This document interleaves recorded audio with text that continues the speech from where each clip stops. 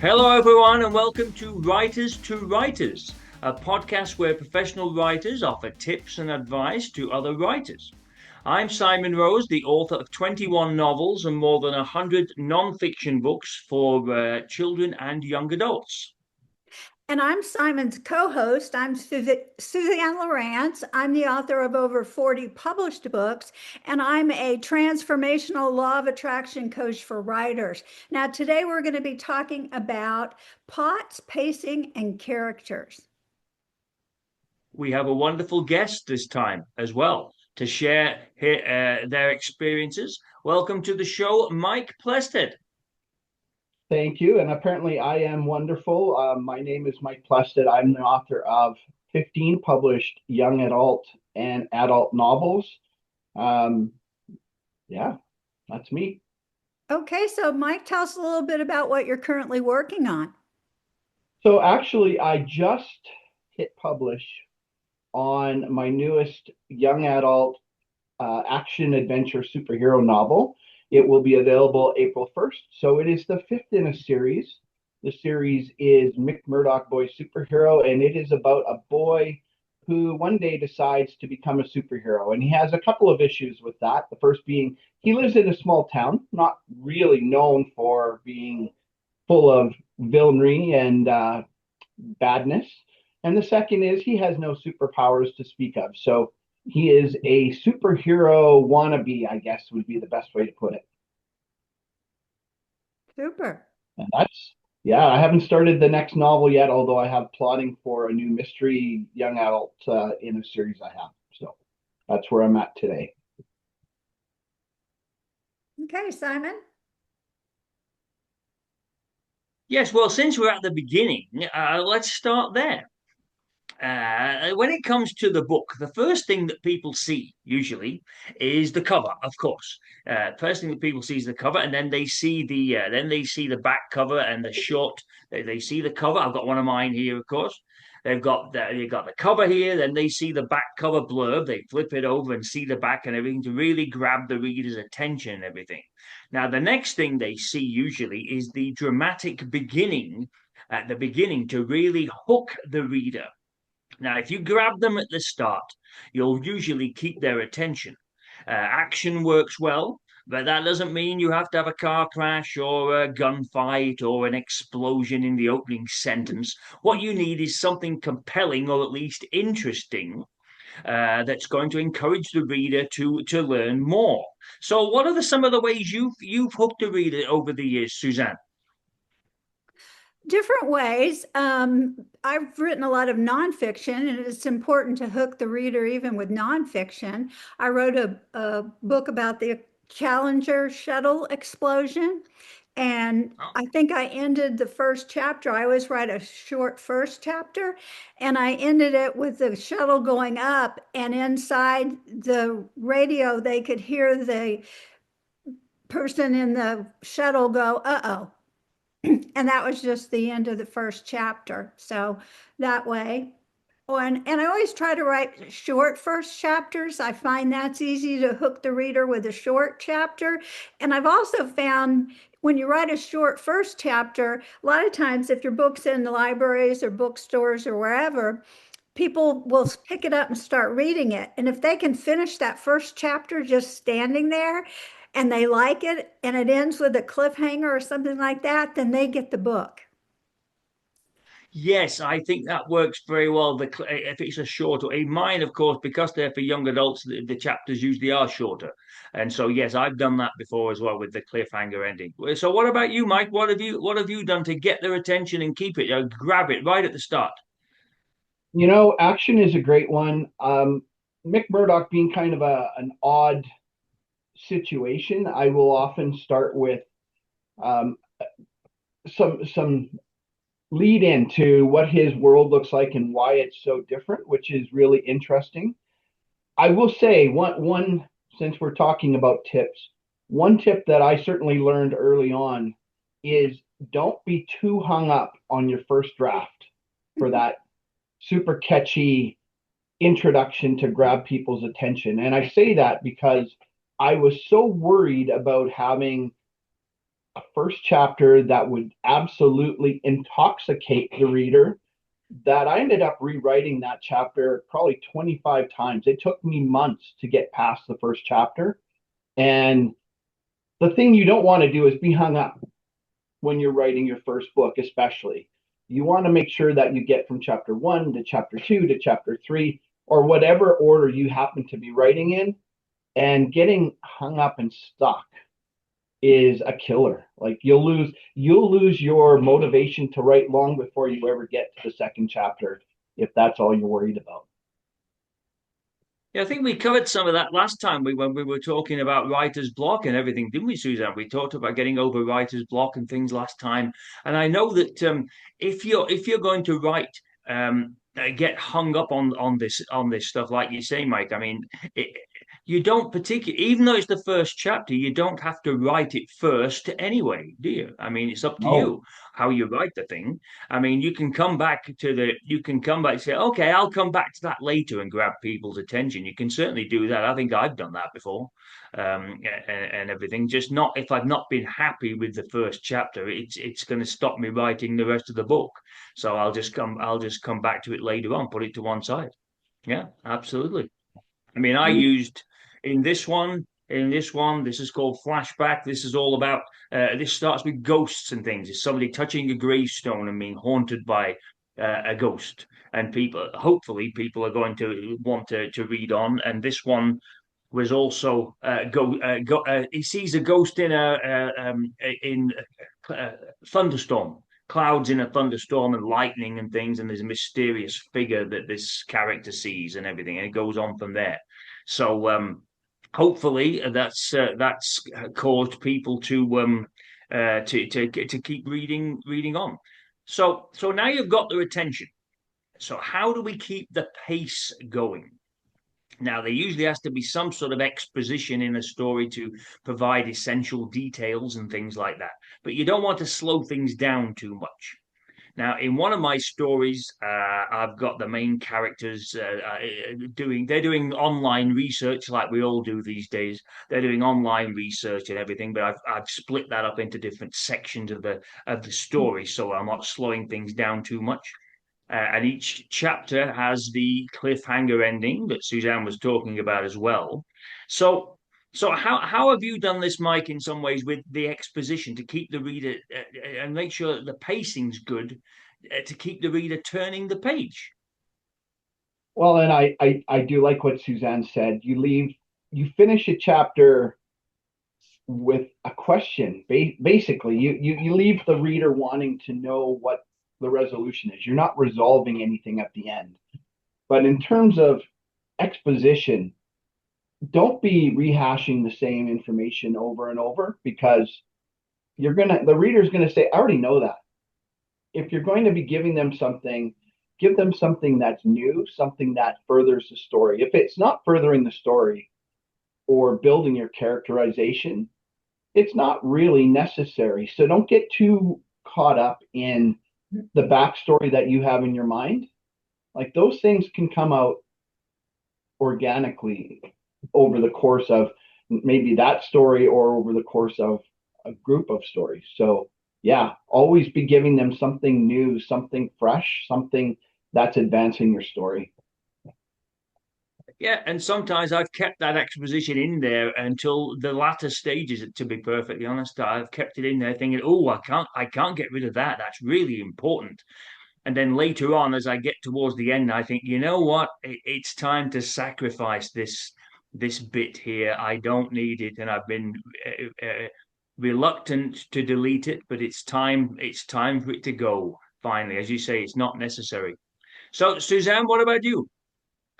Well, I like to drop the reader in the middle of something, you know, instead of you think you've got to start at the beginning, like once upon a time there was a such and such, But like I have a book called The Lucky Baseball, and it's about a boy who lived during the Japanese American internment camp. Now it's a novel, but it's based on that real event. And I just started it with he and his best friend playing baseball in a vacant lot, and they're being bullied by these other guys. So I'm kind of setting up the scenario of where he's living, what's going on, how he's even in his little town where he lives right then, people are picking on him because he's Japanese American. And then I get into Pearl Harbor and all that that has occurred, and they're sending people to the internment camps a little bit later. So, people can, I think kids, particularly since we all write for kids or teenagers, can identify with a bully. And so that sort of sets up the scenario and also lets you know about my characters in that first chapter. And that's very interesting. You mentioned that word there, characters, of course, for fiction anyway. There is no story without characters, of course. So where do these come from, Suzanne? We'll go with you first this time. Where do these characters come from?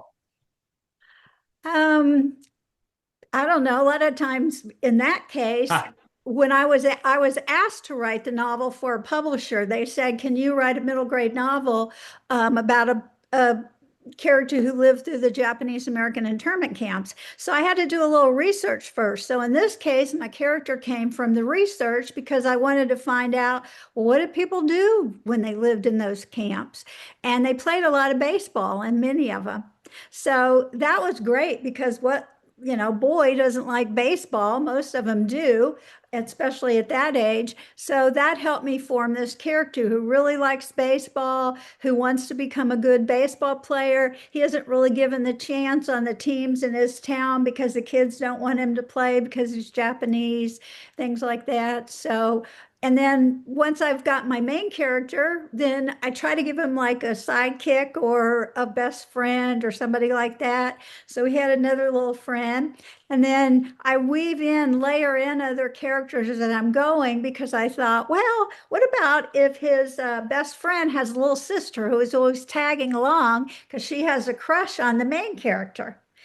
So then I put her in there and I wove their story in throughout the whole thing because they all end up going to the same camp together. So it was really kind of fun to create the characters, but I also do things like character interviews, character profiles, keep a notebook about my characters because I find you get stuck sometimes when you're writing if you really don't know your characters very well. But when you know them really well and you know what they do, then the writing is easier. So that's one tip I would offer people. Get to know your characters really well before you ever start writing your story. so what about you, Mike? Can you tell us? Well, one of my favorite things to do is people watch. Mhm. And I find that watching people, I get a better sense of how they speak to each other, body language. You just learn so much, and eventually you get good enough at it that you start to anticipate how they're going to react with each other. And I find that people watching really enriches any character development that I have to do. So often, story can be driven by your setting. It can be driven by your plot. It can be driven by your characters. Like that's for me, story starts in all sorts of different places. So sometimes it's a case of, and Nick Murdoch being a good example. I grew up reading comic books, and I always wanted to be a superhero as a kid. So it kind of was a natural progression for me. And all of that people watching certainly helped me to develop the motivations of the character, not to mention some of my own personal biases, I suppose. But you can see in group, like I ride the bus to go to work, and I see these groups of teenagers, they're coming home from high school or they're going to school, and you start to see those kind of interactions and interplay.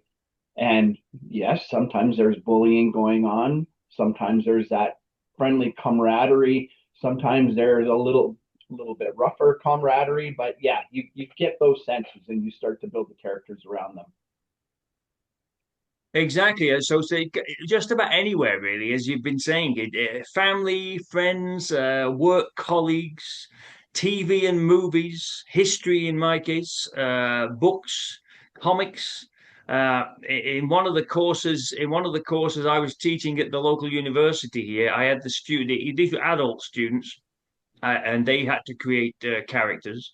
and I gave them a set of photographs to use. Oh, One boy and one girl, they had to choose these characters and create mannerisms and habits, family and friends, occupation, education, favorite foods and drinks, pets, hobbies, life experiences, all sorts of things. Really, I mean, we might in a future podcast we might be able to cover that a bit more, maybe about characters and things for sure. But there's all sorts of things that you can do to create characters for the stories. That's for sure. So, and you'd mentioned, Mike, about wanting to be a superhero when you were growing up. Yes, I wanted to do that as well. I used to read a lot of comic books when I was growing up, and that inspired this one here. This came out a long time ago now, back in 2006. All about somebody gets trapped in a superhero comic book world, and it was and it was inspired completely, really, by my love of comic books and superheroes when I was growing up.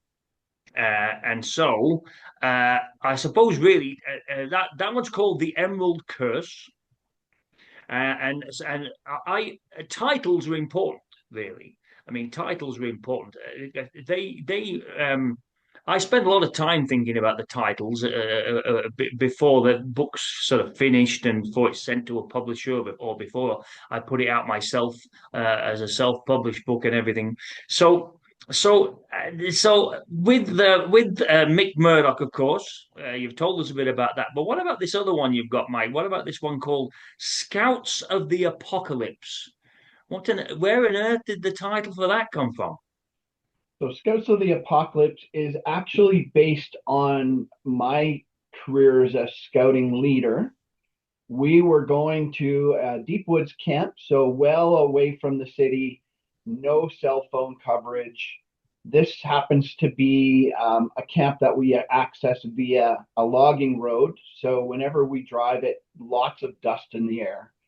And as I was driving out, I came up with the idea of what would happen if our scout troop returned to the city after our camp and discovered that the world had been overrun with zombies. So it started out as Boy Scouts of the Apocalypse. I just thought, well, apocalypse, of course, but Canada, our scouting culture is both boys, girls, and other gender. So I tried to basically anonymize that a little bit and make it Scouts of the Apocalypse. And I just loved the title of it. So that's where the title came from. But it is in fact a story, and I ended up telling the story because my scouts were telling ghost stories around the fire that night, and they were horrific. And after the third story that sounded like the first two, I I basically did a timeout and said, okay, let me tell you a story. And I told them the zombie story where they were all the characters in the story. And I didn't find out until much later, but I was the only one who got sleep that night. So obviously the story was a success. That's good. Well, you also have another story with an interesting title, Galaxy Billies. Galaxy Billy. So I'm a big fan of both Terry Pratchett and Douglas Adams. And at one point, I had been doing some podcasting on my own, and I decided, because a number of the podcasters that I knew were doing podcast novels. So this was probably 12, 13 years ago. And I knew this kind of the story behind Hitchhiker's Guide to the Galaxy by Douglas Adams, that he had a contract with the BBC to write a serialized story. And he basically went and wrote each episode week by week. So he did not know what the next episode was going to be when he finished the previous one. So if you ever read Hitchhiker's Guide to the Galaxy, it feels a little bit all over the place. And that's because Douglas Adams did not have a plot that started from A and went all the way to Z. So I thought, okay, I love these guys. Douglas Adams had already passed away. Terry Pratchett was getting older. and I knew he had health problems. And I thought, okay, if someone's going to write fiction like they do, why can't it be me? So I decided to do a podcast novel, and I did it exactly the same way. Galaxy Billies, I did some brainstorming about what I wanted the story to be about. And it is the story of five hillbillies who are kidnapped by a semi-sentient starship and taken into the broad universe. And it is a story of being thrown into the deep end, basically, and not being suited for it, and all of the hijinks that come from that. So that is where Galaxy Billies began, and I did a series of podcasts. I did a new episode every month. Every month, it might even have been every week, every 2 weeks, something like that. It's been a while, and I wrote a new episode. I recorded the episode. I edited the episode. Each one took me, I don't know, between 8 and 12 hours to do. I did all the voices, all the sound effects, everything, and that's where Galaxy Billies began. And so it wasn't until last year I was starting to get questions from people who had listened to it, asking if they could actually get their hands on the story itself, the book. And so I went through the effort to pull it all together, and Galaxy Billies came out in November of last year. Is that podcast version still available somewhere where we can It's listen? out there. In fact, yep, it's on Audible actually. So Oh, I good. put it out. It was a free podcast, and so it's probably all over the place now. Okay, I'll go look for that. That sounds like fun. I've never heard of a podcast novel before. I would have thought it would be a novel that takes place on a podcast in a sense, but there's really no podcast in your story, right? No, no, no. It's introduced, podcast style at the beginning, and it is for all intents and purposes, it is an early version of an audiobook. Okay, cool. All right. Now, did you work with a co-author on that book, or have you worked with co-authors at some point? Who did you work? I have worked. What did you, how's it for you working with a co-author, and what book did you do that with? So Galaxy Billies was not one of the books that I wrote with others. However, it is one of the books that, because of my podcasting background, I had met other authors. So I had the opportunity to go to World Fantasy Convention when it was in San Diego, and one of the authors I knew was from San Diego, and we both kind of had similar styles, similar interests. So we had connected over the internet long before we ever met at the World Fantasy Convention, and he and I shared a room, and we talked about writing a new series together. And so we after we had connected, and I think the connection is important. After we had connected, we continued to correspond via the internet and whatever I think the online Zoom equivalent of the time was. And we brainstormed and came up with the concept of the novels that became Jack Kane, the Jack Kane series. So it's a steampunk series set in 1896 New York. And yes, he and I we've written two books so far. We're partway through the third at the moment. And we're going to have to find a new press to do that because the publisher who published the first two has gone out of business. So we will have when we get the third, we'll look at trying to find a home for them as a package. But I find that books in general are a collaboration between people, whether it's different authors or authors and editors, authors and cover artists, authors and publishers. In our case, what we did is for the first Jack Kane novel, we sat down and we brainstormed out a rough plot. So a very high level plot. And we decided who was going to be writing which part of it. So I've always been interested in writing a villain character, which is odd considering I write superhero novels, but I thought it would be a fun challenge. And he wanted to write the hero side of it. So that's how we progressed. He would write the hero side of it. I would write the villain side of it. And for the first while, we basically bounced back and forth. So Sometimes he would write a chapter, then I would come in and write a chapter. Sometimes he would write a scene, and then I would come and write the opposite side of it for a scene. So our collaboration as authors was very much he wrote the hero side of things, and then I would come in and basically counter his scene with my scene as the villain. So you So had that a, was the first. so it was written from alternating points of view. It was, yes. Okay, Now, cool. So I it have sounds like certainly seen where authors have written. so it sounds like it might be a little bit like working with an illustrator on a picture book version of a book for younger kids, or maybe a screenplay adaptation, which I've Yep. not done, but I might do soon after we can see. Or maybe even with songwriters when people write a musical for the stage that's based on a book or a play or a play or something like that, and they need the writer. If the writer's still around, they need the writer to be able to help them uh, with the adaptation and things like that. Yeah, sounds like it. Yeah. I would So, agree. uh, Mike, can you remind us again? This new Mick Murdoch book's coming out when? April 1st. And I know, Simon, you are very good at self promotion. I'm not as good. There's, this is a proof version of it. But yes, this is And called this Mick is Murdoch. and it's April 1st, and that's no joke. That is no joke. That is the real deal. Coming April 1st of this year. It's already available on Amazon for Kindle pre-order.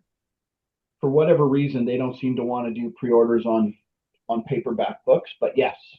Hmm. And so, are you doing some personal marketing for this? Well, I'm hoping to talk to a whole bunch of people at the expo, the Calgary Comic and Entertainment Expo, which is on April 23rd of this year. I'm It hoping to is. talk to Yes. people like yourselves via the podcast. And I'm not sure I have a lot of wisdom, but I certainly have some experience in the writing field. So hopefully I've given people something useful. Well, So as you know, we've been doing the expo together for quite some time. I don't know how many years now. Maybe I don't know about that. Maybe 10. I don't know. Maybe 10 years we Yeah, shared the tables. I've lost track. I just know that I wake up screaming occasionally. do a lot of people show up for that?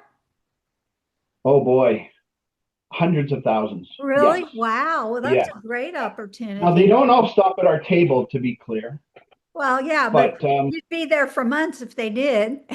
oh man, we talked to, I think, Simon, between the two of us, we probably talked to hundreds, if not thousands of people over the course. That's great. It's a Great. 4 day. It's a 4 day event, Suzanne, and I know that definitely last year, I know that there were some people that I talked to afterwards, and I said to them, "Oh, I didn't see you at the expo," and they told me, "Oh, well, we were there and we went by your table, but we couldn't stop and say hi because the aisle was too busy." Wow. And Yeah. so sometimes it's very busy, and you have to renew your spot as soon as the Oh, opportunity presents itself, because it's going to get booked up. And I say, a 4 day event, 5 days if you count the move-in day, and Yeah. everything. April 23rd to 26th. wow. That's a great way to get your name out there and meet your public, meet your readers, that kind of thing for sure. And in future podcasts, we're going to be talking more about marketing and promotional activities. So that's great. That'll give us some things to maybe start with. You can tell us a little bit more about that later. Yeah, so I think we've covered a lot of topics here today. So thanks for being here today, Mike. Thank you very much. It's been a pleasure to have you here. So, Thank but you. where can people find out more about you? They Do you have a website and things like that, and places online where people can find out all about you and your books? I have a website, Michael Plested, and it's a weird spelling. It's MiChellPlested.com. That is where I live. I don't update it as much as I should anymore, so I'm gonna have to do better at that. My books are all available on Amazon, although I did mention that Jack Kane's, our publisher, shut down. So now I have to find a new home for those books, but that's where you can find me virtually. And of course, we're going to be at the expo. And to Simon's point, it gets busy. Don't be afraid to elbow your way to the table. We'd love to talk to you. All those other folks who get in the way, just don't be afraid to move them away so that you can come get our fantastic books. Uh, Super. yes, and you can find me at www.simon-rose.com, and that's where. And I'm on. I have a blog, and I'm on Facebook and all the other places online and things like. You'll see me popping up every now and again somewhere. And where are you? Where are you, Suzanne? Where can people find you? I have a website, but I'd really like people to get on my mailing list because I send out writing tips and things 5 days a week. It's called the Morning Nudge. Just go to morningnudge.com. And it's interesting that today Mike talked about how you finish, you don't get stuck on writing that opening chapter or you'll never get finished.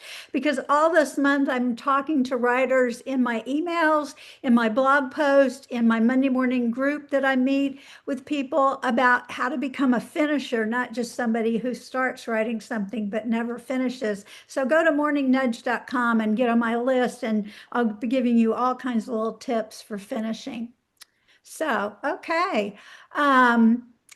I want to invite our listeners, where do your ideas from characters come from? What works best for you? How do you grab the reader's attention and keep the story well paced? If you have some tips you'd like to share, just send them to us. You can either leave them as comments here on the podcast, or you can mail them to me at Suzanne at writebythesea.com, or Simon's website. You'll find where you can send him stuff there. So, Simon, what else do you have to say before we let people go? No, I think that's everything really. I think we'll obviously include the links to each of the websites in the show notes and things, just so people can know where to find us and things. I'll once again thank Mike for being here. Yeah. Thanks for all the tips and advice and stuff like that. It's been great to have you. See you in person soon, I'm sure. But if you've, as Suzanne says, if you've enjoyed this episode, please subscribe and come back and look at the other podcasts that we've done as well. So Yeah. and until next time, happy writing, everyone. Yeah. Thank you, Mike. It was nice meeting you. Thank you so much. It was fun. Hopefully I can come back one day. Sure. Sure. Yeah. Okay. Bye, everybody. Bye now. Bye.